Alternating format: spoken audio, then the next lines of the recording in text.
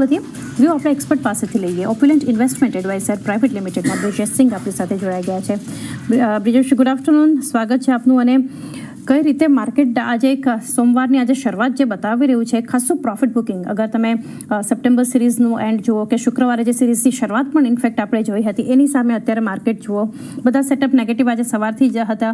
અત્યારે પણ નિફ્ટી બેંકમાં જે ખાસું પ્રેશર જોઈ રહ્યા છે. સ્ટોક સ્પેસિફિક એક્શન પણ ઘણી નેગેટિવ છે. એક વ્યૂ લઈએ આગળ નિફ્ટી બેંક માટે, ઓવરઓલ માર્કેટ સેટઅપ માટે. સો ગુડ આફ્ટરનૂન ચાંદનીબેન, હું ઓવરઓલ વાત કરું તો નો પ્રોબ્લેમ. સી કે તમે આ panic such type of panic corrections are being seen in the bull sort of market. And તમે જો કે people were been talking about when Nifty got corrected, આનો જો previous swing high હતું ત્યાંથી જો correction આમાં આવ્યું 25,200 ત્યાંથી જો correction આવ્યું, it made a low of 23,870 and after that again આમાં pullback આવી. People were talking about કે market would be seen another 2,000-3,000 points of correction can be seen. First of all, whenever we have been trading, તો આમાં મારી સલાહ છે વ્યુઅરના કે always use strict stop loss. અગર તમારું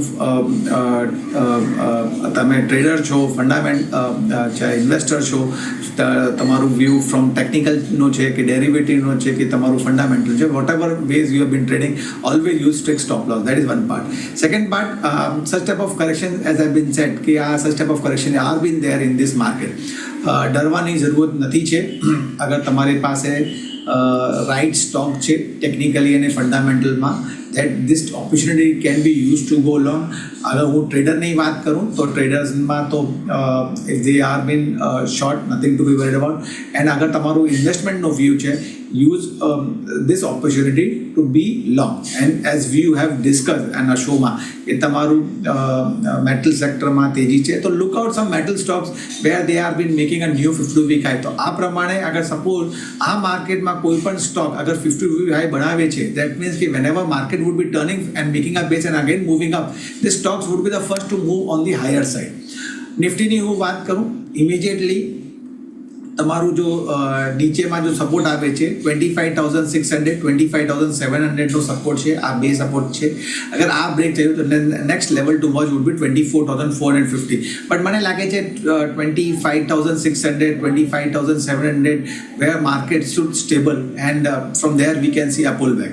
ઉપરમાં હું રેઝિસ્ટન્સની વાત કરું તો ઇમિડિયેટ જો રેઝિસ્ટન્સ છે 25,950 થી 26,050ની વચમાં છે. અને આની ઉપર અગર ટ્રેડ થયું then 26,200નું છે.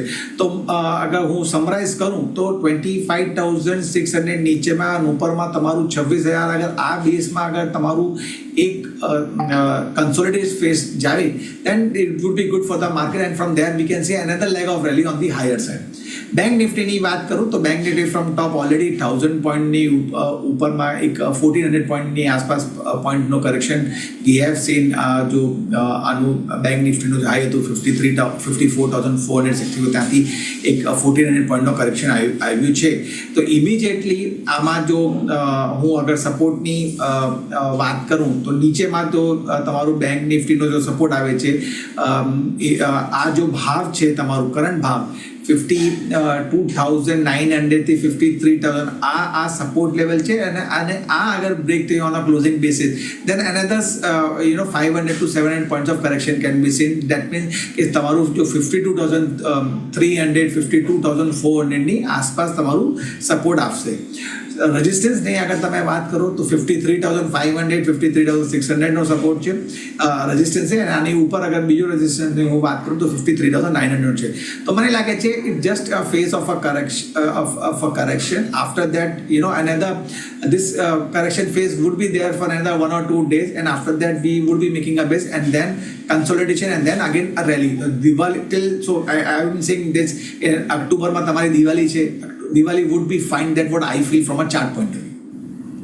ઓકે, એક વ્યૂ ઓવરઓલ માર્કેટમાં છે અને જે રીતે બ્રિજેશમાં જણાવી રહ્યા છે ઘટાડો છે તો એક એન્ટ્રીની ઓપોર્ચ્યુનિટી, વધારે ગભરાવાની જરૂર નથી. સારા ક્વોલિટી સ્ટોક્સ પર તમે એક વિચાર કરી શકો છો.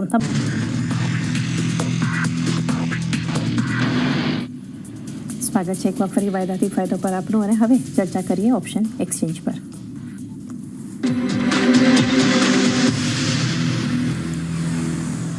બ્રિજેશ સિંઘ આપણી સાથે જોડાયેલા છે. બ્રિજેશ, ઓપ્શન સ્ટ્રેટેજી ક્યાં રહેશે તમારી? તો હું અગર ઓપ્શન્સની વાત કરું તો એઝ આઈ હેવ સેટ કે બેંક નિફ્ટી નો જો સપોર્ટ છે નીચેમાં 25,600 25,700ની આસપાસ આવે છે એન્ડ ઉપરમાં રેઝિસ્ટન્સની વાત કરું તો 26,200ની આસપાસ આનું રેઝિસ્ટન્સ છે એન્ડ વીકલી પ્રમાણે સિન્સ આમાં એક દિવસ છુટ્ટી પણ છે તમારી રજા છે બુધવારની તો 26,200નો જો કોલ છે ઓક્ટોબર સિરીઝમાં તમારું 26 રૂપિયાની આસપાસ ટ્રેડ કરે છે તો કરંટ ભાવે ઓર કોઈ મારી સલાહ છે કે કોઈ ઉછાળ આવે સમવેર અરાઉન્ડ 30 રૂપીસની આસપાસ અગર આવે તો ત્યાં તમે એકવાર વેચીને ચાલો સ્ટોપ લોસ તમે એક 48 રૂપીસનો એક સ્ટોપ લોસ રાખીને ચાલો 30ની આસપાસ વેચવાનું 48નો સ્ટોપ લોસ ટાર્ગેટ તમારું ઝીરોની શક્યતા છે નીચેમાં ઓકે તો કયા સ્ટ્રાઇક પ્રાઇસ બ્રિજેશ ફરી જણાવી શકો કે આ કોલ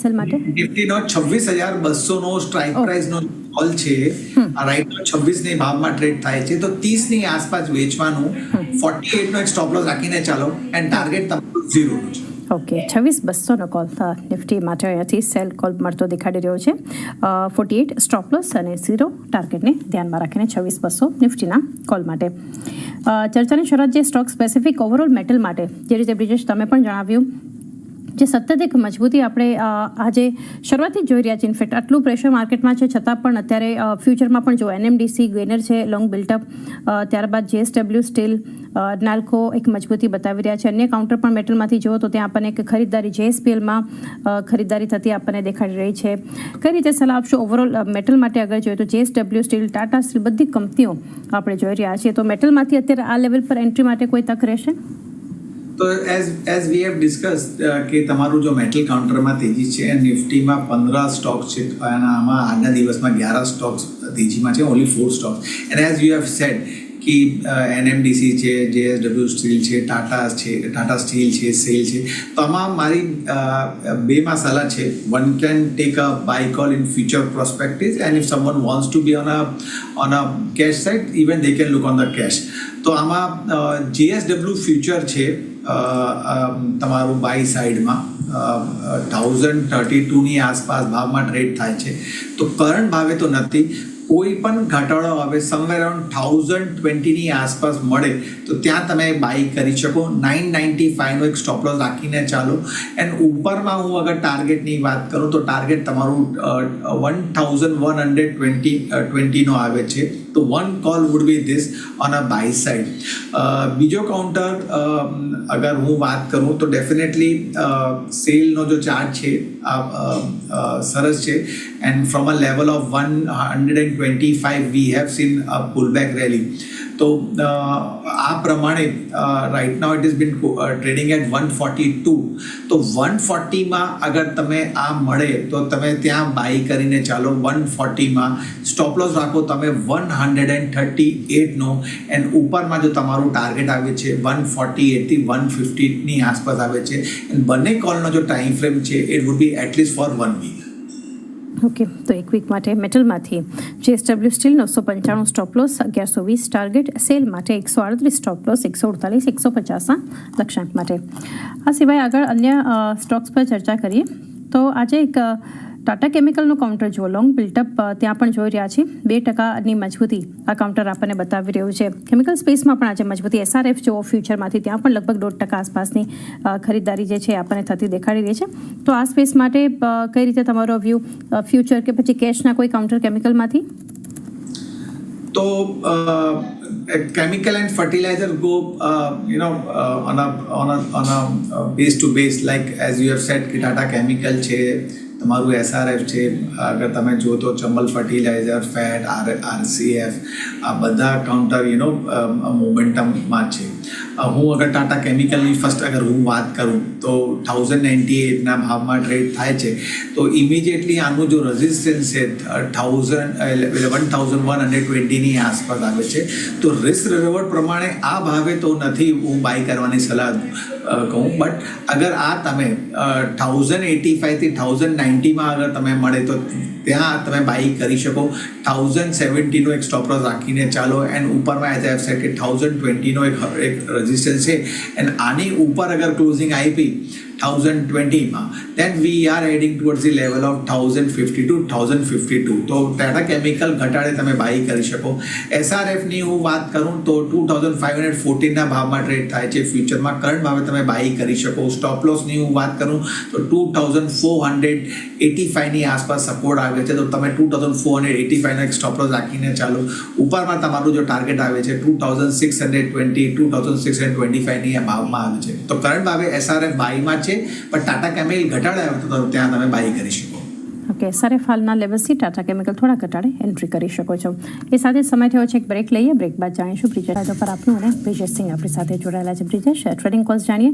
આ ઘટાડાના માર્કેટમાં સેલ કોલ કે બાય કોલ કઈ રીતે તમારો સલાહ રહેશે અહીંયા? તો મારી પાસે 2-3 કોલ છે સેલ પ્રમાણે. આઈ start with cell call first. તો મારું આમાં ફર્સ્ટ કોલ છે RBL બેંક. તો તમે RBL બેંક અગર 1 કલાક ચાર્ટમાં જો કે ઇવન ડેલી ચાર્ટમાં જો તો લોઅર ટોપ લોઅર બોટમ ફોર્મેશનમાં ટ્રેડ થાય છે. That is negative sign. તમારું કોઈ પણ ઇમ્પોર્ટન્ટ મૂવિંગ એવરેજ છે 20 દિવસનું, 50 દિવસનું, 200 દિવસનું, આની નીચે ટ્રેડ થાય છે, even hourly chart as well as અને daily time frame. So overall trend weak જ છે. ઇવન કોઈ પણ અગર તમે ઓક્સિલેટર ફોલો કરો, RSI છે કે MACD છે, આ પ્રમાણે પણ આમાં પણ સેલ સિગ્નલ જનરેટ થયું છે. 207ને ભાવમાં ટ્રેડ થાય છે. 207 કે 208ની આસપાસમાં કોઈ પણ ઉછાળમાં અગર તમે મળે તો ત્યાં તમે એકવાર વેચીને ચાલો.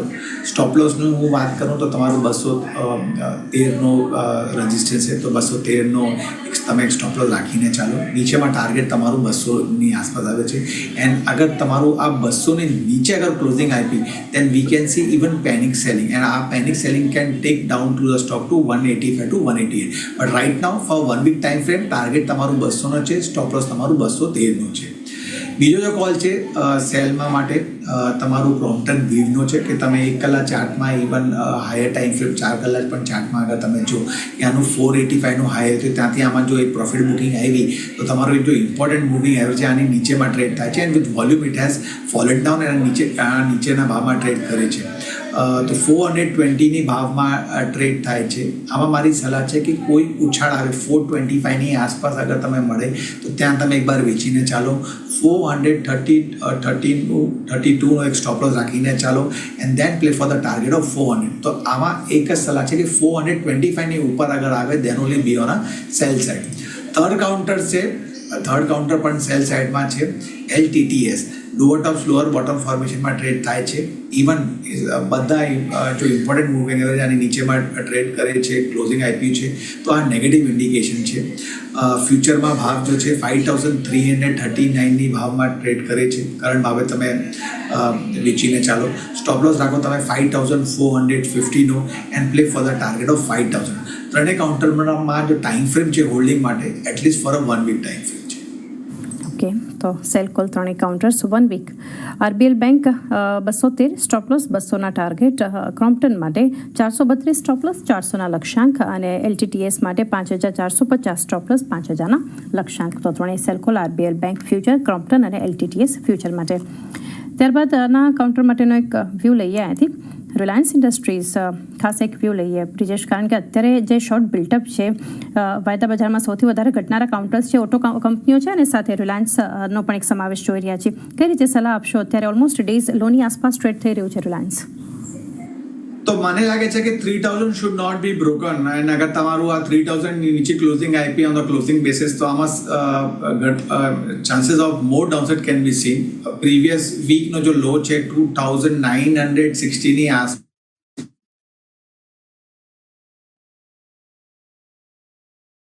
જો ટ્રેન્ડ છે, અગર તમે જો વિથ વોલ્યુમની આમાં જો સેલિંગ આવી છે, મને લાગે છે it can go towards the level of 2910 2920ની આસપાસ શક્યતા છે કે there it might be taking a support. તો તમે કરંટ ભાવે તમે વેચી શકો 3005-3010નો એક સ્ટોપ લોસ રાખીને ચાલો and play for the target of 2910 to 2920.